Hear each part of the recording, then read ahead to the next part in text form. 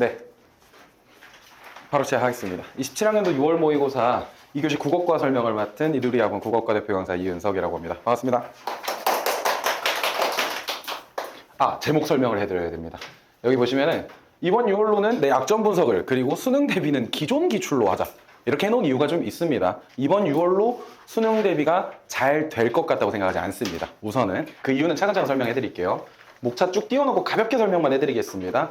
그래서 총평에는 심도 있는 판단을 요하는 정답 선지가 많지 않았다. 이런 얘기를 좀 가볍게 해드릴 거예요. 왜냐하면요, 우리를 좀 힘들게 하는 선지들이 많으면 그만큼 난도가 높아지고 어려워지고 점수대도 낮아지는 건데, 2번, 3번 좀 넘어가다가 5번이 좀 반짝거리면 요 정답 선지는 그래도 쓸만하네, 풀만하네, 이런 식으로 맞출 수 있는 게 많았어요. 그래서 중위권, 중상위권이 많이 겹쳐 있어요. 또 중상위랑 상위도 많이 겹쳐 있어요. 그 구간에 많이 몰려있는 시험이었습니다. 그리고 이후에는 비교들을 통해서 쭉 알려드릴 거예요. 진행 한번 해보겠습니다. 자, 지금 컷 점수만 대충 보셔도 3점짜리 2개 틀리면 2등급 돼버리는 시험이에요. 그렇게 정상적인 시험이라고 보이지가 않는 거죠. 변별력이 크지 않았고요.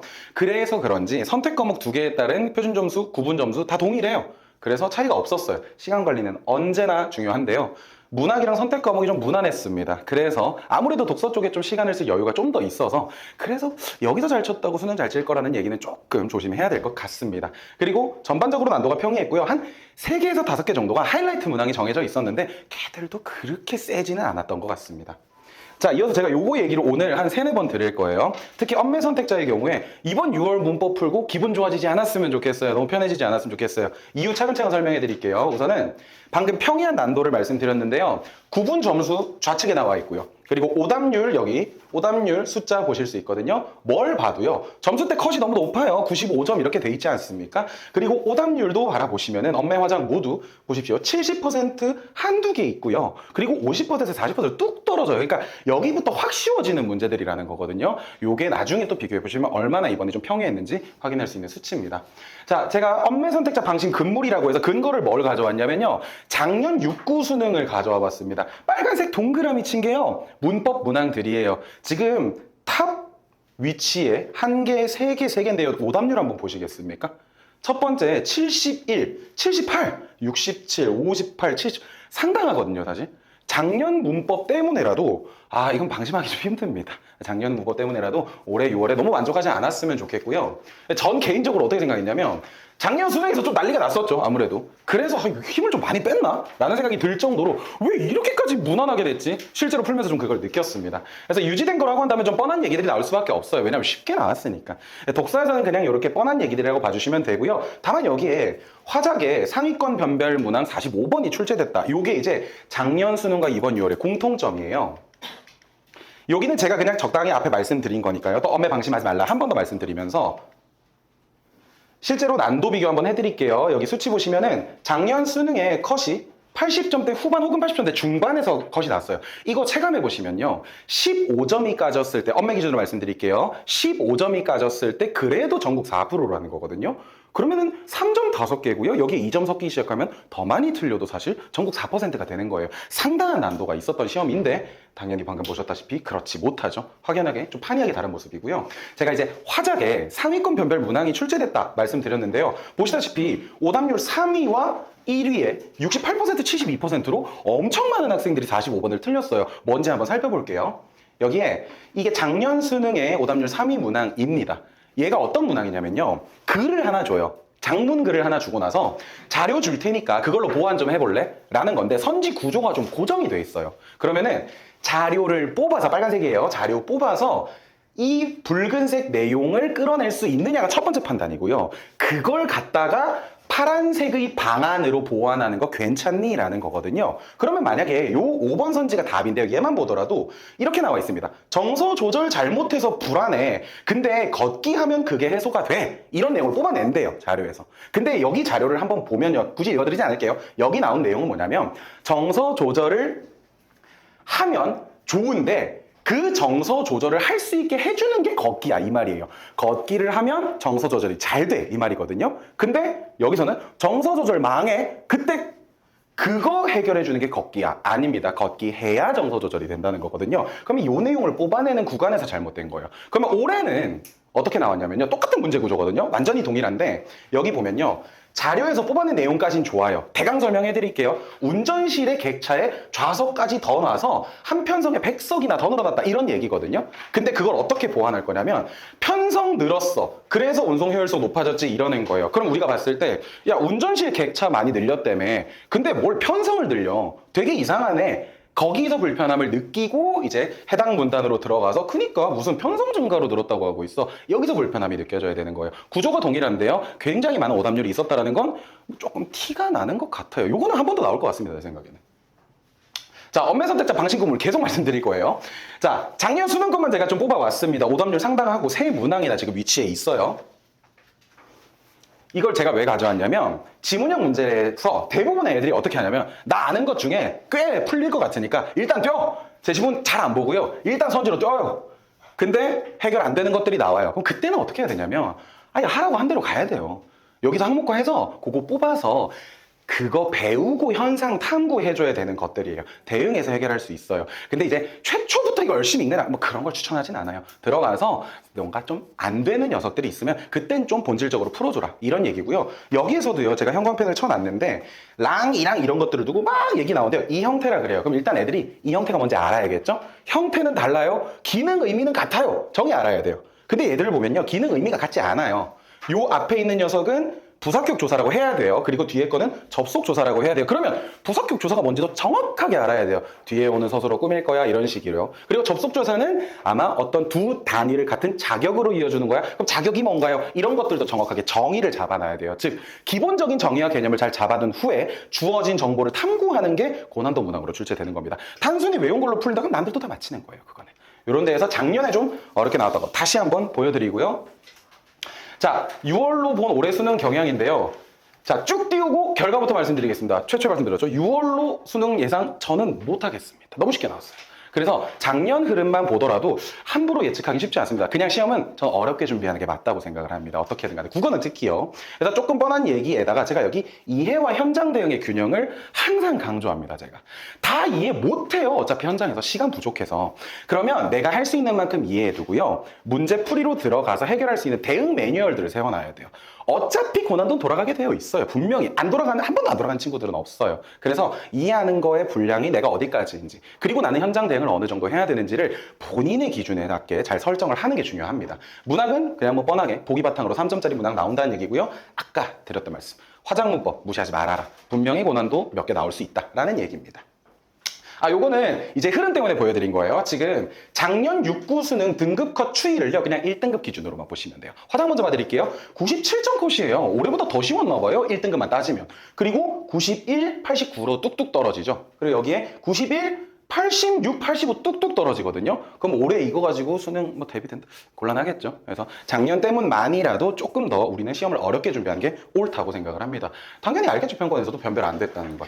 자, 영역별 주의사항을 기준으로 하여 각각의 내용을 좀 알려드릴 건데요. 독서 추론에서 시간을 과소비한다. 저는 보통 어떻게 얘기를 하냐면 추론이라는 거는 적혀있는 워딩 그대로 선지가 대응되지 않을 때 명시 정보가 아닌 것을 본인이 이해하고 의역하는 등의 행위를 통해서 선지와 대응을 해주는 걸 얘기를 해요. 근데 그 부분이 어쨌든 여기 들어있는 거니까 좀 추상적이에요. 그럴 때 소위 전 애들한테 그렇게 시간이 녹는다 그래요. 거기서 계속 이루고 있어요. 그때 어떻게 대처해야 하는지가 준비가 돼 있어야 된다는 얘기인 겁니다. 그리고 문학에서는 제가 이번에 오답률이 높은 게 딱 하나가 있어요. 애들 되게 많이 틀린 거. 그것 때문에 선지, 오독이 구문이 선지는 당연히 잘 읽어야죠. 오독하면 안 되죠. 근데 유독 문학에서 그런 일이 좀 생긴다고 저는 생각을 해서 이따가 예시를 좀 보여드릴 거예요. 지나친 분절은 우리가 무조건 추가하면 안 되지 않을까 한번 나중에 보여드리겠습니다. 요건 선택 과목 얘기인데요. 제가 여기 밑에 적은 내용은 어떤 거냐면 3, 4등급 애들이요. 3, 4등급 때 애들이 자기 주전장 파악을 좀 잘 했으면 좋겠어요.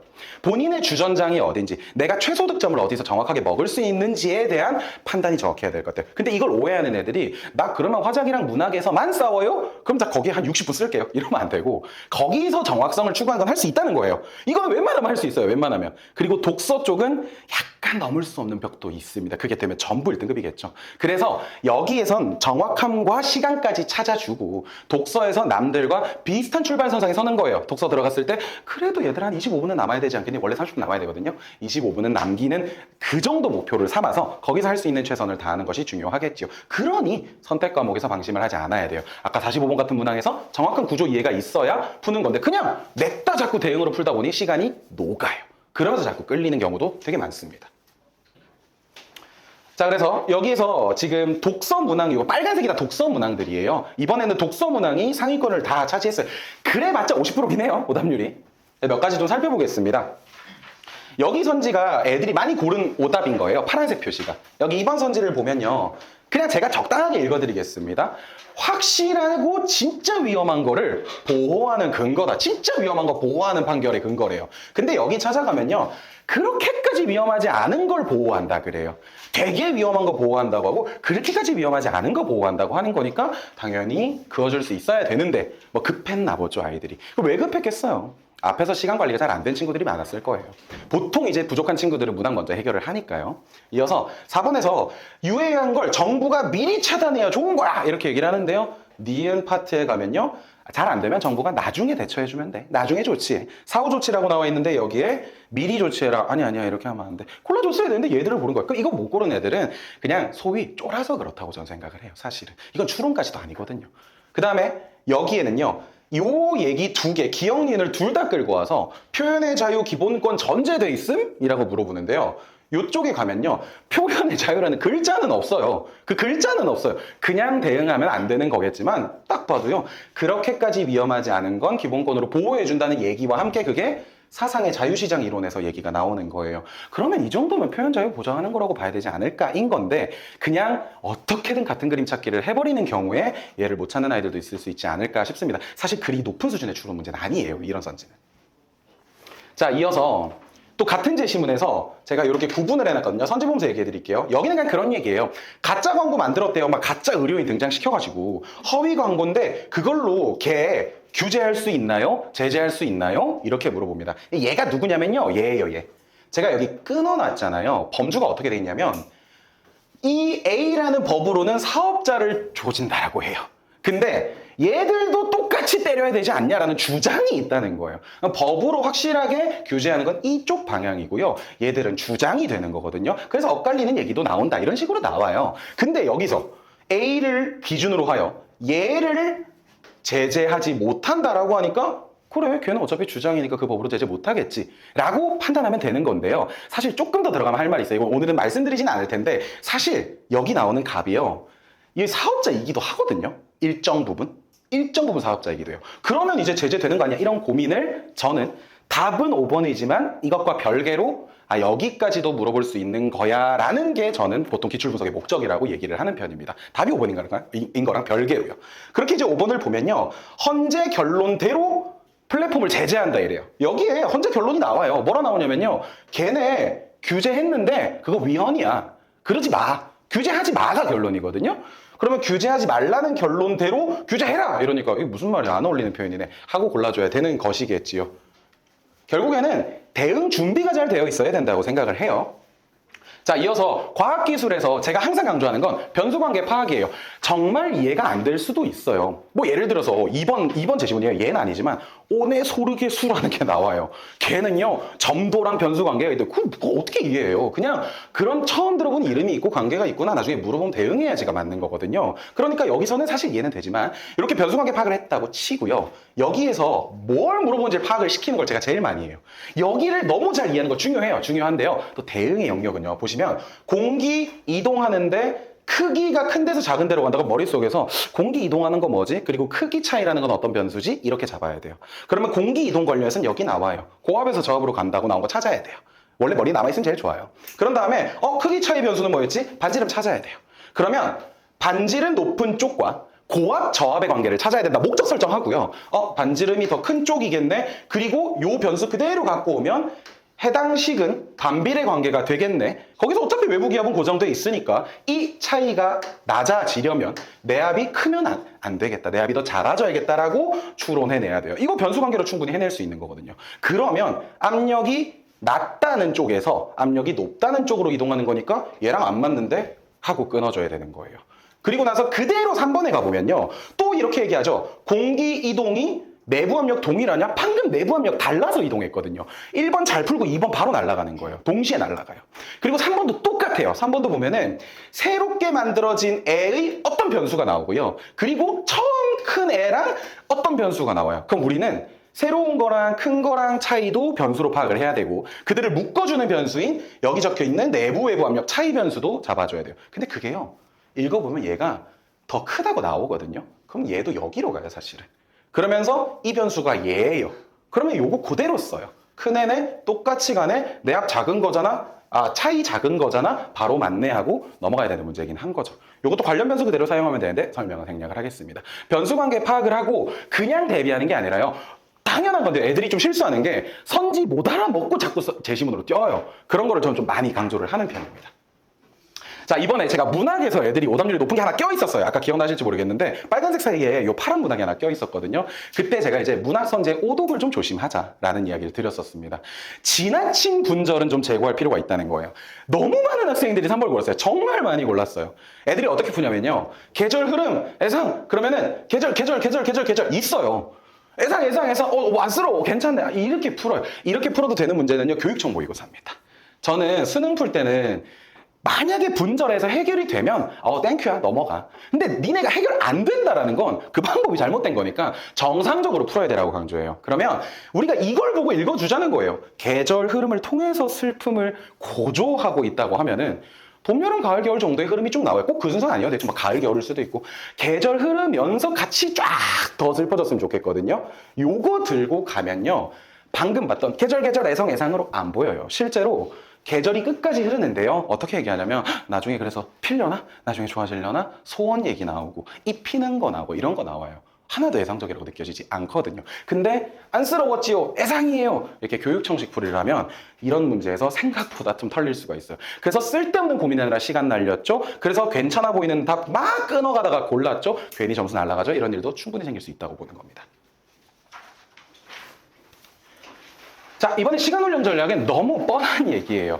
그래서 첫 번째 전략은 그냥 선택 과목 해결하고 그러고 독서부터 문학까지 1번부터 쭉 해결하자 이거예요. 이건 어떤 느낌이냐면 그냥 지금의 수능 형태 있지 않습니까? 선택 과목. 이거 있기 전에 유구한 역사가 이 풀이 순서였어요. 그냥 1번부터 끝까지 풀면 그냥 이 순서예요. 이렇게 푸는 애들이 있는데 독서 부담이 클 수 있지 않습니까? 그래서 등급대가 좀 낮거나 독서 부담이 큰 친구들은 선택 과목과 독서론을 먼저 쳐내고 이후에 문학 먼저 빠르게 쳐내고 독서에서 최선을 다한다. 요 정도로 이해해 주시면 되는 겁니다. 그리고 저는 요즘에 이렇게 풀고 있긴 합니다. 저도 사실 마지막에 독서를 다 몰아서 풀면 조금 지쳐요. 그래서 쳐낼 거 쳐내고요. 독서원에서 마음에 드는 거 한두 개 정도 쳐냅니다. 첫 번째 골랐던 것이 금방 풀렸다. 한 개 정도 더 풀어보고요. 만약에 작년 수능처럼 작년 수능에 어마어마한 제시문이 나왔거든요. 그걸 제가 운도 없게 처음 골랐어요.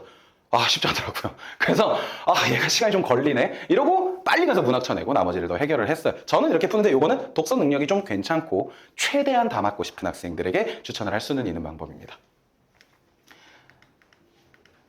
자, 그래서 우리 학원에서는요. 저는 그냥 국어가요. 방법론과 이론이 적용이 되기 가장 힘든 과목이라고 생각을 합니다.